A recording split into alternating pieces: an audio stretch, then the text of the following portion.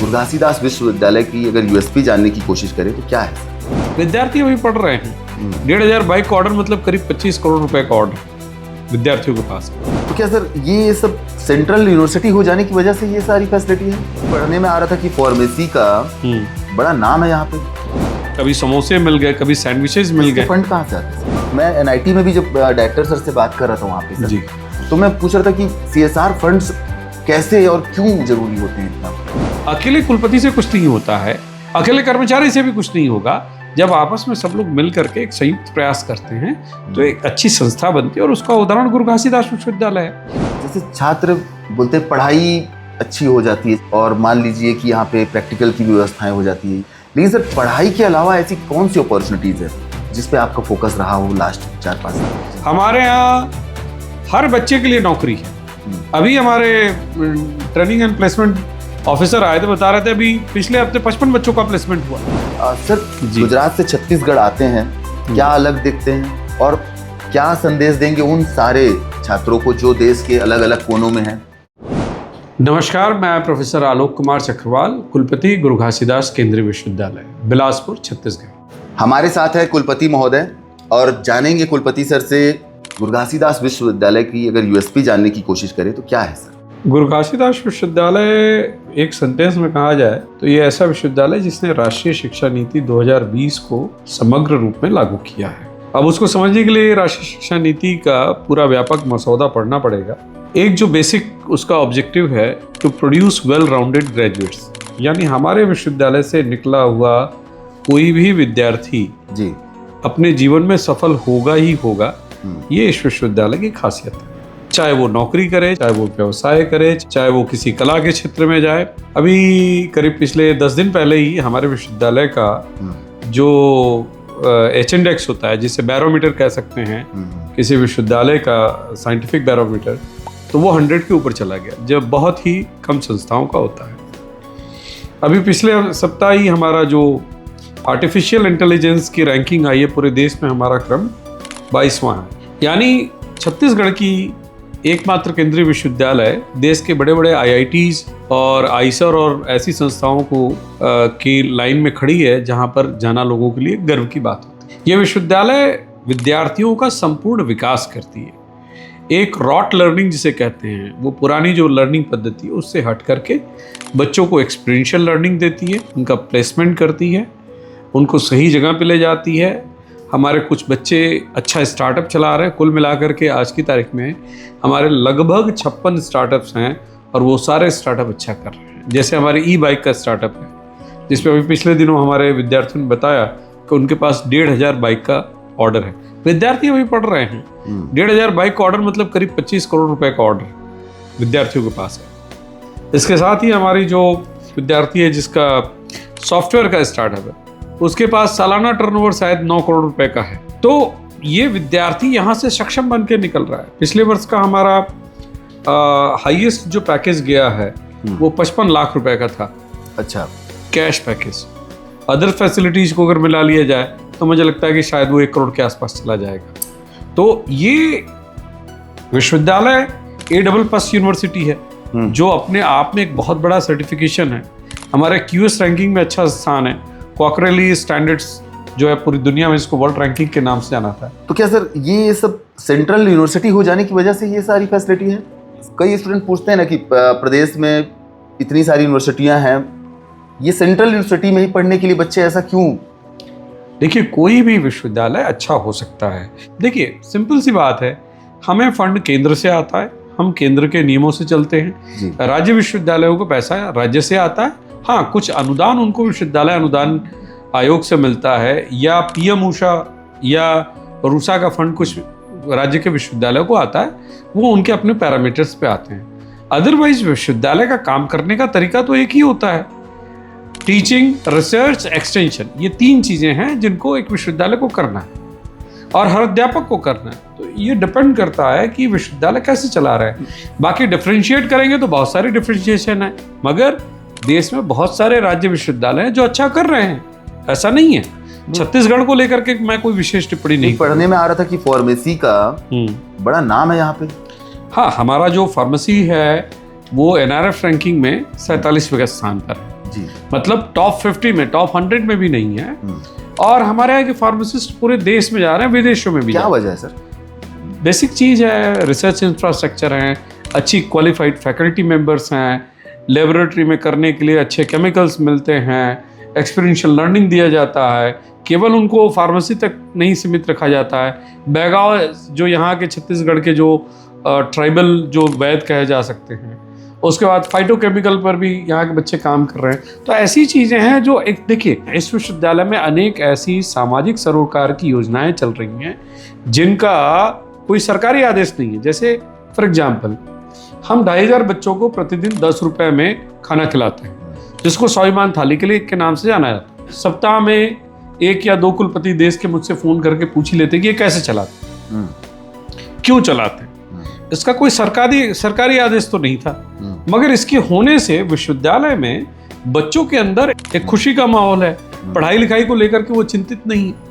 इसी तरह और आपको मैं बता रहा हूँ, सुबह की मुस्कान करके 1000 बच्चों के लिए नाश्ते की मुफ्त व्यवस्था है। स्वाभिमान थाली में तो 10 रुपया देना पड़ता है, मगर वो यूनिवर्सिटी के बच्चों के लिए, बाहर के बच्चे भी आके ऐसा अच्छा। कोई लिमिटेशन नहीं है कि हाँ कोई बाहर का कोई मेहमान है तो वो भी खा सकता है।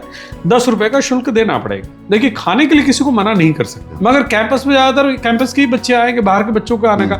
मगर मान लीजिए कभी कोई अभिभावक आ भी गया है तो उनको खाने की सुविधा है यहाँ पे। जैसे एडमिशन के समय में अब वो लोग कहाँ जाए तो 10 रुपए में यहाँ बढ़िया खाना, और खाना इतना बढ़िया और स्वादिष्ट होता है कि अगर हमें भी अगर मौका मिले तो हम जाना चाहेंगे। तो इसी तरह जैसे सुबह की मुस्कान है, तो उसमें कोई शुल्क नहीं है। बच्चे को एक कोई स्नैक्स मिल जाएगा और एक पेय पदार्थ। स्नैक्स में कभी पोहा होता है, कभी उपमा होता है, कभी समोसे मिल गए, कभी सैंडविचेस मिल गए। फंड कहाँ से आते हैं सर? हाँ, यही बात है, इसका फंड सरकार से नहीं आता, CSR से आता है। जी हाँ, एकदम सही। मैं NIT में भी जब डायरेक्टर सर से बात कर रहा था वहाँ पे सर जी, तो मैं पूछ रहा था कि CSR फंड्स कैसे और क्यों जरूरी होते हैं इतना? भाई इसका नाम ही है कॉर्पोरेट सोशल रिस्पॉन्सिबिलिटी, ठीक है ना।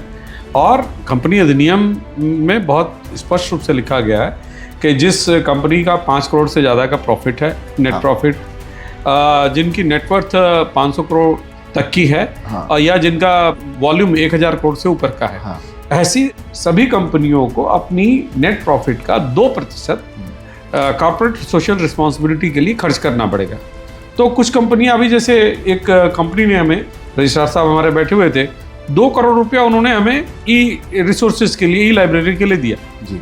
तो ऐसा नहीं है, उसके लिए कुछ चीज़ें हैं, जैसे सेक्शन 12 है, सेक्शन 10 का आपको इनकम टैक्स का एग्जम्पशन का सर्टिफिकेट लेना पड़ता है, ATG का सर्टिफिकेट है। तो ये सारे जो फॉर्मेलिटीज़ हैं वो तो आपको करने पड़ेंगे। तो वो राज्य विश्वविद्यालय भी कर सकते हैं, ऐसा नहीं केंद्रीय विश्वविद्यालय। मेरा ये कहना है कि ये बहुत सारे ये यहाँ पे जो नवाचार चल रहे हैं उसके लिए कोई सरकारी आदेश नहीं है। ये हमारे अध्यापकों ने, हमारे कर्मचारियों ने समय समय पर किसी ने कोई सुझाव दे दिया, किसी ने कोई बात बता दी। तो ये विश्वविद्यालय इसलिए आगे बढ़ रहा है क्योंकि यहाँ पर एक कलेक्टिव एफर्ट चल रहा है। अकेले कुलपति से कुछ नहीं होता है, अकेले कर्मचारी से भी कुछ नहीं होगा। जब आपस में सब लोग मिल करके एक संयुक्त प्रयास करते हैं तो एक अच्छी संस्था बनती है, और उसका उदाहरण गुरु घासीदास विश्वविद्यालय है। यहाँ का कर्मचारी भी काम करता है, अध्यापक भी काम करता है, विद्यार्थी भी लगा रहता है। जो हमारा स्वाभिमान थाली है उसका सारा मैनेजमेंट हमारे विद्यार्थी करते हैं, और उन विद्यार्थियों को हम उसका क्रेडिट देते हैं।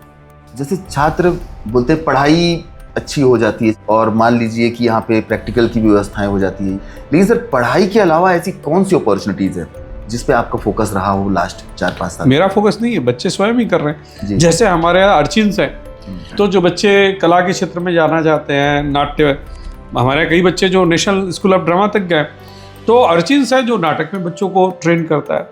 इसी तरह हमारा तरंग बैंड है जो जिन बच्चों को गायन में आता है, और उनकी बाकायदा उनका ऑडिशन होता है। उस ऑडिशन में जो बच्चा संगीत में जाना चाहता है, जैसे अभिनर्तन है, तो जो बच्चे डांस करना चाहते हैं, हमारे बच्चे पूरे भारतवर्ष में अच्छा अवार्ड लेकर के आए, और इन सबको संकलित करके एक नटराज कला मंच बनाया गया। ठीक है, अवार्ड और चीजें मिल जाती है, लेकिन सर नौकरियां क्यों नहीं मिल पाती? पूरी नौकरी मिल रही है। हमारे यहाँ का प्लेसमेंट बहुत बढ़िया है, आपको जानकारी उठा करके देख लीजिए। हमारे यहाँ हर बच्चे के लिए नौकरी है। अभी हमारे ट्रेनिंग एंड प्लेसमेंट ऑफिसर आए थे, बता रहे थे अभी पिछले हफ्ते 55 बच्चों का प्लेसमेंट हुआ। तो लगातार, और कोई भी केवल साइंस और इंजीनियरिंग के नहीं, ह्यूमैनिटीज़ के बच्चे आपके पत्रकारिता विभाग के, पॉलिटिकल साइंस के बच्चे, हिस्ट्री के बच्चे और सारे कॉम्पिटिटिव, आप देख लीजिए अभी छत्तीसगढ़ का जो पीसीएस का एग्जाम हुआ उसमें ज़्यादातर हमारे ही बच्चे आ रहे हैं। मैं आगे रिसर्च करूंगा इस चीज़ पे और मैं बिल्कुल दिखाऊंगा।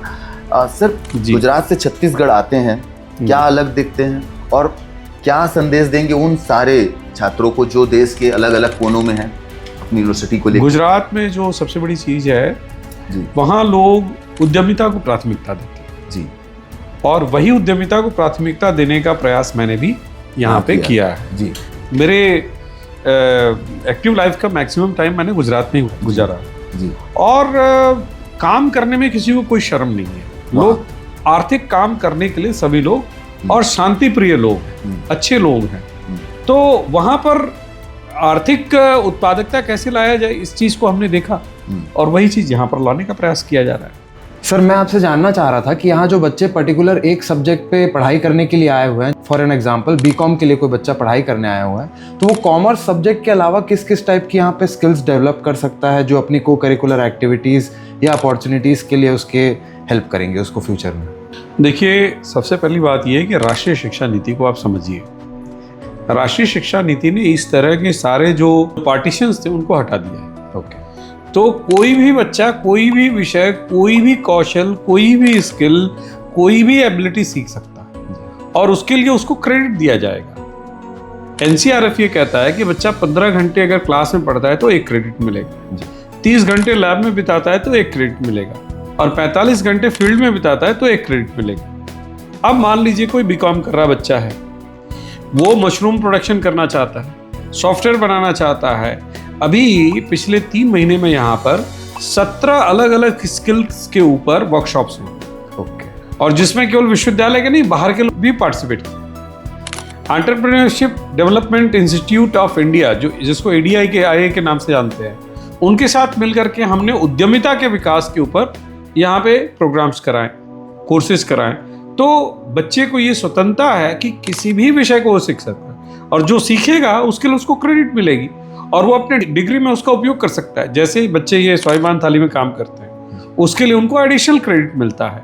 अगर कोई बच्चा मान लीजिए सॉफ्टवेयर डेवलपमेंट सीखना चाहता है, सीखे। कोई बच्चा टैली सीखना चाहता है, टैली सीख ले। कोई बच्चा कुछ और आर्टिफिशियल इंटेलिजेंस सीखना चाहता है, वो सीख ले। हर चीज़ की व्यवस्था है यहाँ। इसलिए ये विश्वविद्यालय पूरी तरह से राष्ट्रीय शिक्षा नीति को, राष्ट्रीय शिक्षा नीति कहती है 50% तक एक्सपीरियंशियल लर्निंग दीजिए और आप ऑनलाइन रिसोर्सेज से भी सीख सकते हैं। आप यहाँ पढ़ते पढ़ते किसी और विश्वविद्यालय में पढ़ रहे हैं, वहाँ से क्रेडिट यहाँ ट्रांसफ़र करना चाहे कर सकते हैं। यहाँ से पढ़ते पढ़ते क्रेडिट कहीं और ट्रांसफ़र करना चाहे कर सकते हैं। आपको हर चीज़ की स्वतंत्रता है। इसी तरह शिक्षा जगत की सही और सटीक खबरों के लिए बने रहिए रास्ते एजुकेशनल मीडिया के साथ। धन्यवाद।